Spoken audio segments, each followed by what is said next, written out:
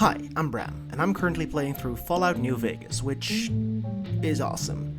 I usually have trouble sticking with longer games, but I'm about 80 hours in and showing no signs of stopping. The writing and storytelling is so good that even the fact that it's built on the decrepit foundation of Bethesda's Fallout 3 engine doesn't dampen my enjoyment one bit.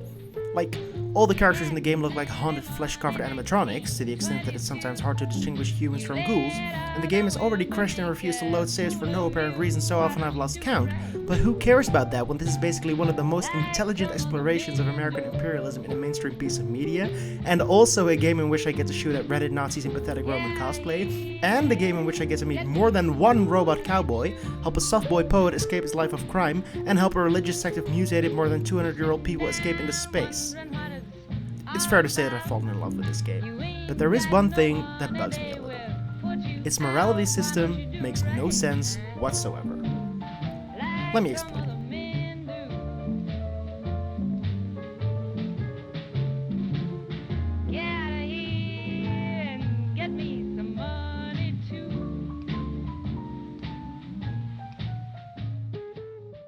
Fallout New Vegas, just like its predecessors, has a karma system. Certain acts the player can perform are designated to be either morally good or morally bad, and will either raise or lower the character's karma score.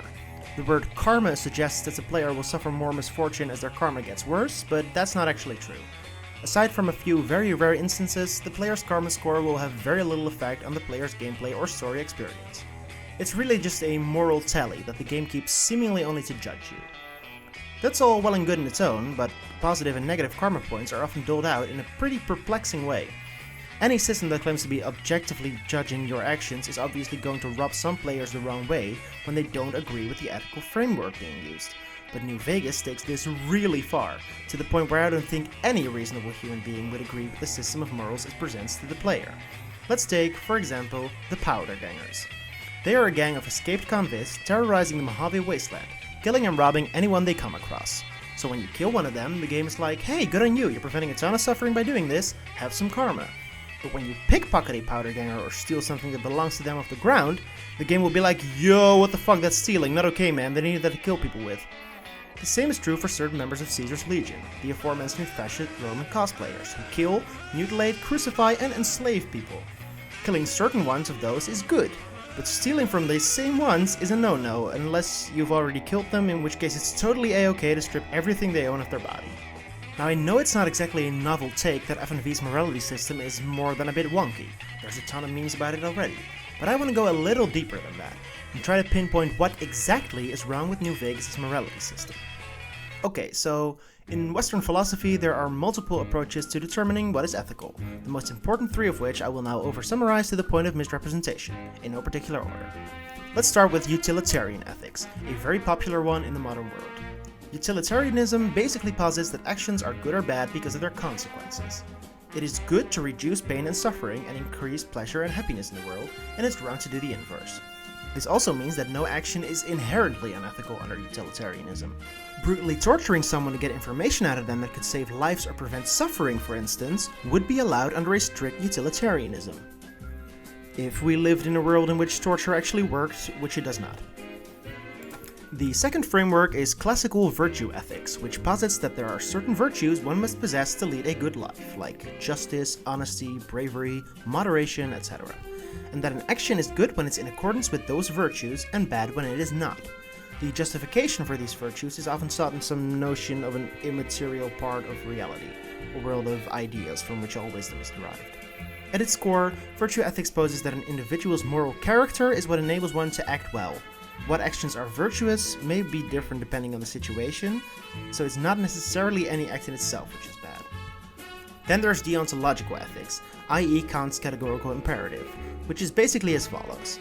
An action is only morally permitted if I could want its maxim, i.e. not just the act itself but the intention and motivation behind it, to be universalized. I'm only permitted to act a certain way, with certain intentions, if I could want everyone to do the same. That probably sounds confusing, but it's actually really easy to illustrate what that means. Let's say you annoy me, and because of that I want to bash your head in. If I wanted to determine if that was moral, according to Kant, I would need to imagine a world in which everyone bashed in the head of everyone they found annoying. I would find that that's a state of affairs in which I would not want to live, and therefore decide that it's immoral for me to do that. For Kant, it's more about being consistent with your ethics. If I don't think it's morally permissible for others to act according to this certain maxim, then consistency demands of me that I also don't permit myself to act like that. You might notice that these last two frameworks don't actually say that certain actions are inherently bad, even though that's often what they're boiled down to when contrasting them against utilitarianism. They're not a series of divine commandments, and place instead a huge amount of importance on one's moral character and intention. However, for the purpose of this video, we are going to boil those systems down to certain actions are inherently bad, because that's really the only way they could be modeled into a video game. A game has no way to determine your moral character or your intentions behind performing certain actions. The only way deontological or virtue ethics could be modeled into a video game's morality system, then, is to designate certain acts that would usually violate the categorical imperative or would usually not be virtuous as bad, and designate as good the actions that are usually good according to these systems. Utilitarianism, however, can theoretically be modeled into a video game ethics system without much compromise.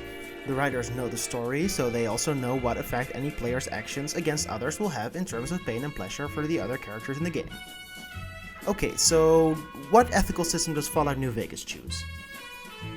All of them, at different points. When you kill certain baddies, you're awarded karma on utilitarian grounds. You just executed someone in cold blood, possibly in quite a painful fashion, but their death will prevent a greater amount of suffering by others, so it's all good by the game. But when you want to steal from those same baddies, somehow utilitarianism can't excuse your actions anymore, even though stealing weapons from murderous gangsters would also prevent a ton of suffering from their would-be victims, and I'm harming said gangsters far less by stealing from them than if I were to kill them.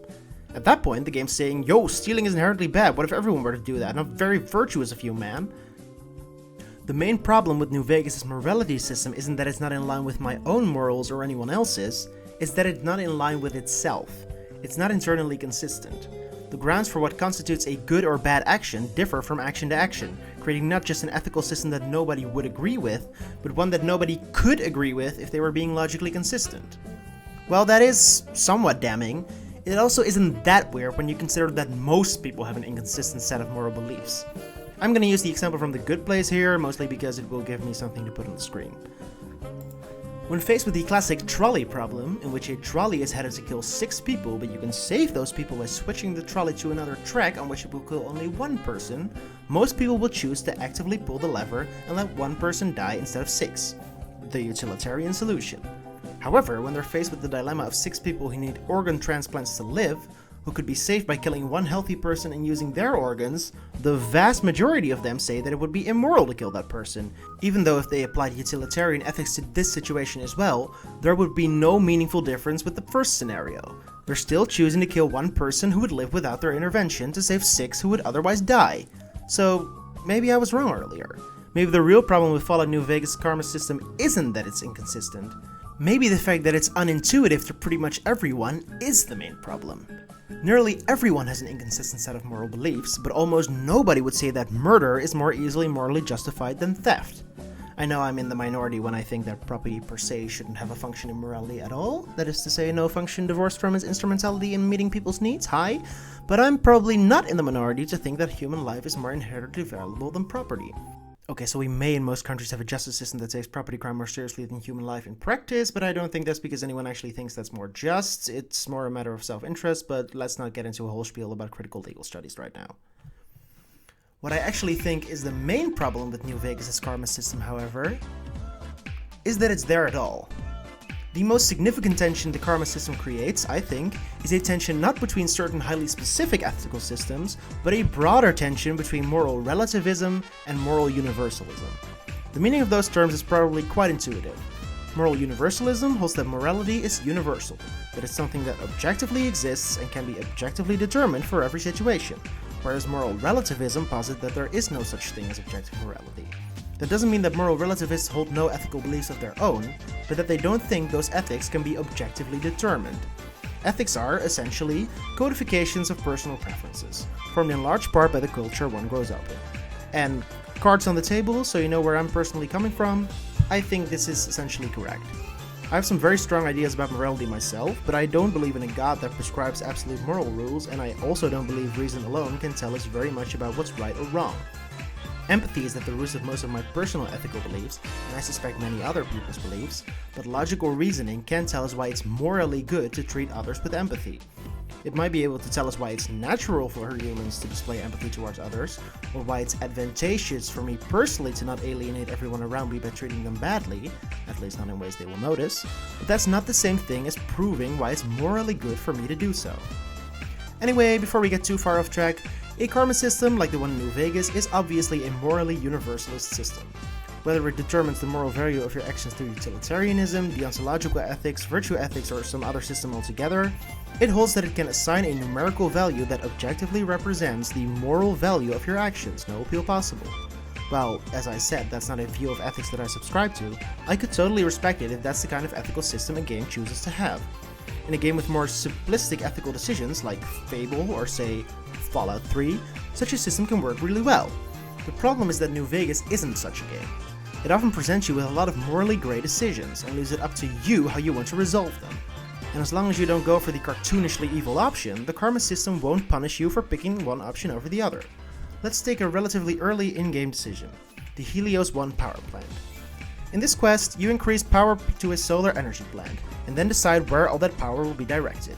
The New California Republic, one of the major factions in the game, naturally wants you to direct the electricity to NCR territory. The followers of the Apocalypse, however, think it's more fair to distribute the power to the entire network, so that everyone can benefit from it. Choosing the latter, however, will make the system less dependable, meaning everyone will have to deal with frequent brownouts. So there's your pickle. Is it better to give a select group of people dependable access to energy, or is it better to give as many people as possible access that's less dependable? What does the greatest good for the greatest number, to put it in utilitarian terms, actually mean here? Something else to consider are the motives of the NCR. Do you consider them a destructive imperialist invasion force that's only democratic in name and a little too willing to wipe out entire tribes to get what they need? Or do they bring about an order that's necessary for the people in the Mojave to thrive, an order for which they need energy to maintain it? Those things are yours to weigh up against one another, and unless you choose the obviously selfish option of directing the power towards a superweapon for your personal use, the karma system doesn't judge you for it, as I don't think it should. A karma system would hugely cheapen a decision like that by pretending it can objectively measure the morality of all options. The same is true for the narrative as a whole, which is mostly about choosing which faction, if any, should rule over the Mojave, according to what you think is best for its people.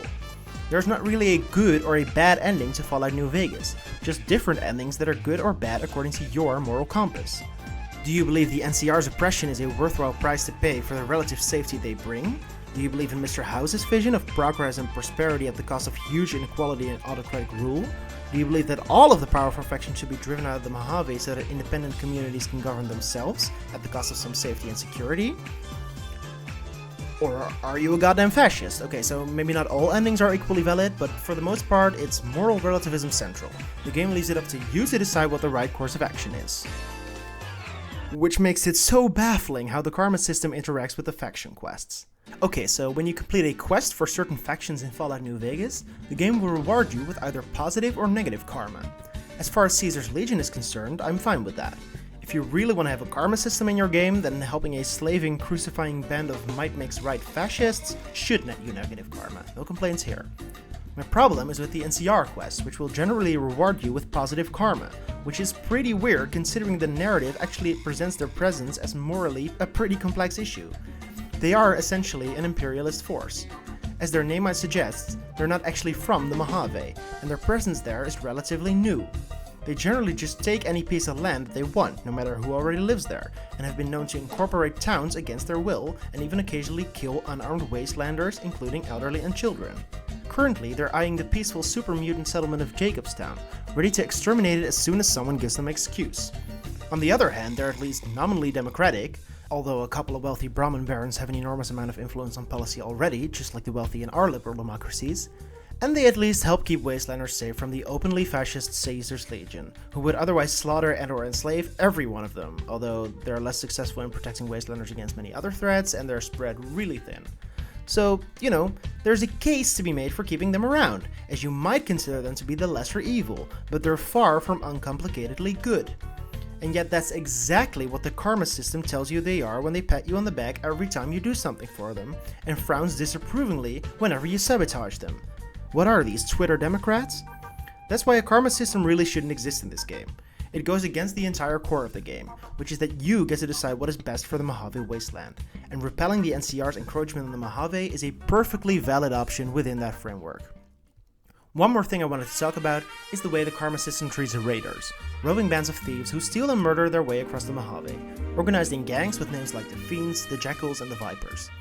Not only does the karma system consider it morally right to kill any of them in any situation, which isn't even true for all of the slaving fascist cosplayers by the way, but they're also the only factions the game thinks it's morally okay to steal from. Of course, there's a case to be made that it's at worst morally neutral to steal from them, since they acquired all their stuff through bloody violence, but keep in mind that the same is true for the Powder Gangers, for Caesar's Legion, and to some extent for the NCR, who have definitely forcefully taken some stuff that didn't belong to them. Hell, the game will even condemn you for stealing from the sex traffickers and cannibals that run two of the Strip's casinos. The game doesn't even actually consider these gangs factions in the proper sense, meaning they don't show up in the list of factions and you can't build a reputation with them, even though they are a somewhat structured, named group, and being a criminal gang didn't preclude the Powder Gangers from being on the list of factions.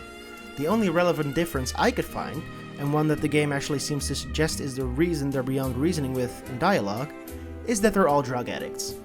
Let that sink in for a bit. The reason these people and these people only shouldn't have their property recognized, and the reason it's always a moral good to kill them, is that they're drug addicts, and therefore can be reasoned with. Unfortunately, switching off empathy for drug addicts is something most of us are probably conditioned to do from a very young age. Addiction, a medical condition, an illness, is criminalized, and rather than helping addicts, we incarcerate them for the mere crime of using drugs, any harm from which they're only doing to themselves. A lot of media shows drug addicts as crazy, violent people who are no longer fully human, people who can no longer be reasoned with, who can't be helped anymore, and who can only be kept away from society for the good of everyone else. You wouldn't expect that kind of simplicity from a team that made an otherwise so morally complex story, yet here we are. In fact, Obsidian did the same thing again in their more recent RPG, The Outer Worlds. Just goes to show that none of us are immune to propaganda. But just so we're clear, addiction is a disease, and you don't deal with the diseased people by punishing them, but by treating them. Drug addicts should get the help they need, not just because it's the empathetic thing to do, but also because that is actually the most effective way to quell drug-related violence and property crime, much more so than endless criminalization. Well, that's a sour note to end on. Just to be clear, I did not make this video because I dislike New Vegas. I think the intro to this video made that sufficiently clear, but this is the internet, where any light criticism is often taken as a wholesale condemnation of the thing being criticized, so I'll be a little extra clear. Fallout New Vegas is a masterpiece of storytelling, and especially when you consider that it was developed in only 18 months on a not particularly solid technical base. A lot of this game's weird choices about morality may just be oversights that are due to the extremely rushed development of this game, and the karma system itself is just a holdover from Fallout 3, the generally less morally complex game that New Vegas was built on top of. None of what I said about the karma system diminishes my enjoyment of the game one bit, but it is extremely clear to me that this game is just too morally complex for such a universalist ethical system to fit, and that it really shouldn't have been there in the first place. Hey there, thanks for watching this video to the end. If you enjoyed it, which you probably did if you watched this far, then maybe consider showing me that by leaving a like, or watching another video, or even subscribing to my channel and hitting the notification bell. All of those things will help me hugely in the algorithm, so much appreciated. Okay, bye.